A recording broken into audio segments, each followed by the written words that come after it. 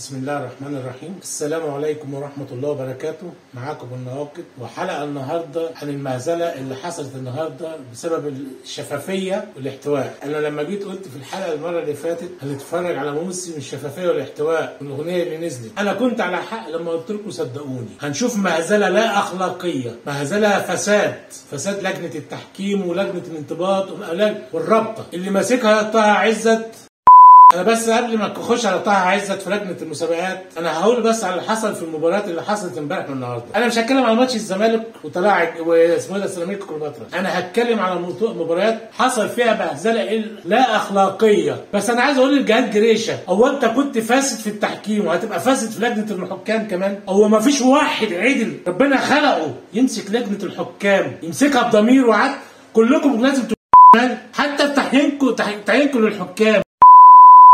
يعني امبارح ماتش بيراميدز ودجله، حكم شاب بس كان ممتاز، لكن اللي معاه الفار مش ممتاز.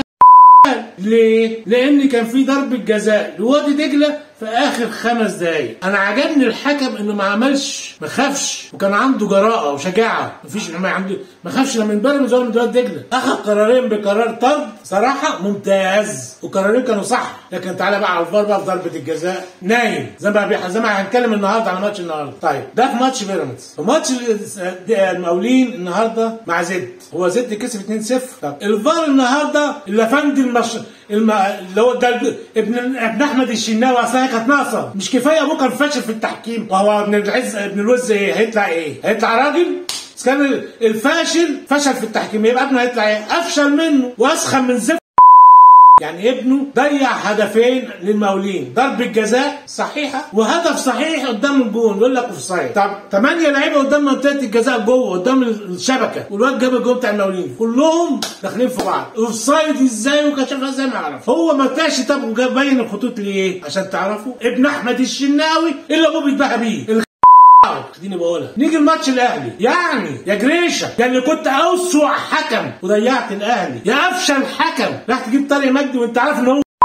بصوا بقى اقول لكم، كلكم اتفرجتوا على الماتش، لما يكون في ضربه جزاء لمحمد بن رمضان في الشوط الاولاني، الفار ولا هو هنا جالهم سرطان في عينيهم عشان يعيشوا على امي. واللاعب النيجيري اللي ضرب زيزو 3 مرات، يعني المفروض ده كان كارت احمر زي الحكم اللي عملها امبارح، بس هي ايه؟ ترجع من حكم لحكم. ده طارق واللي هو اصلا ماشي غلط كل حياته مع طاقم الفار اللي كلهم جالهم سرطان في عينيهم. طيب يعني ده كارت احمر، و2 لاعيبه من النهارده من فيوتشر دول المفروض يطردوا او مودرن سبورت. الفار فاق ونظره رجع 6-6 في الهدف بتاع حسام حسن، هو هدف صحيح صراحه، وحمل الراي كان غلطان لان ما كانش حسام حسن اوفسايد. انا ذهلت نفسي لما لقيته بيحسب اوفسايد. ليه؟ ما حدش مشارك معاه، حتى الاثنين زمايله اللي كانوا هم فعلا متقدمين ما حدش شارك في الكوره، بس الفار صحي وحسبها. طيب الفار عمي تاني وقفل عينيهم تاني والسرطان جالهم عن ضربه جزاء تاني في اخر 3 دقايق في الشوط الثاني بتاعت محمد بن رمضان تاني، ده غير الفاولات اللي ما اتحسبتش قدام منطقه الجزاء لطاهر والزيزو. هو اصله كيفه كده، اصله راجل،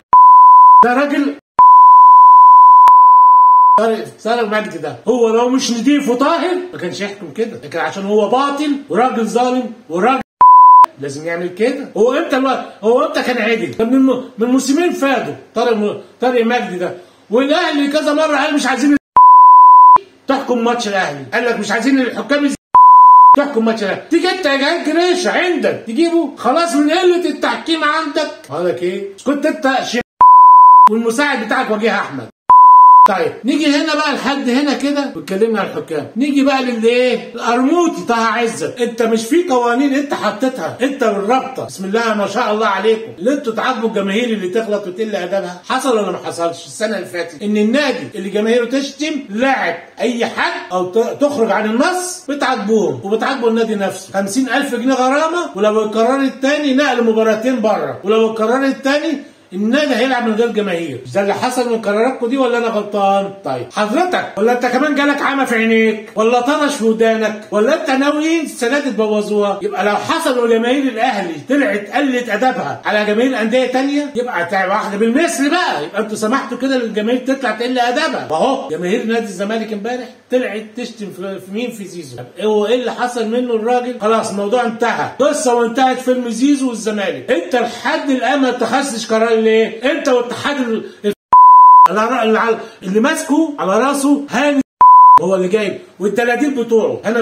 انا عشان كده بقول لكم لما طلعت قلت هنتفرج على وأسوأ دوري بدأت. لما قلت لكم الشفافية هتظهر والاحتواء هيظهر، ظهر. أنا كنت على حق. أصل هي أصلا باينة من أولها، هي باينة من أولها. عمر الحرام ما بينضف أبدا، على رأي إسماعيل ياسين لما قالها لمحمود المليجي في فيلم الأسطول البحري، عمر الوحش ما هيبقى حلو ولا الزفر هينضف. كلمة حكمة صراحة والله. وهي هي كان المفروض لها معنى تاني بس أنا مش عايز أقولها عشان ما تقولش إسماعيل ما قالش كده، إسماعيل ياسين، لأن كلمة الوحش دي هي تعتبر لفظ راقي محترم، هي لها معنى تاني بس مش عايزين نقوله بقى. معلش أنا بتكلم كده عشان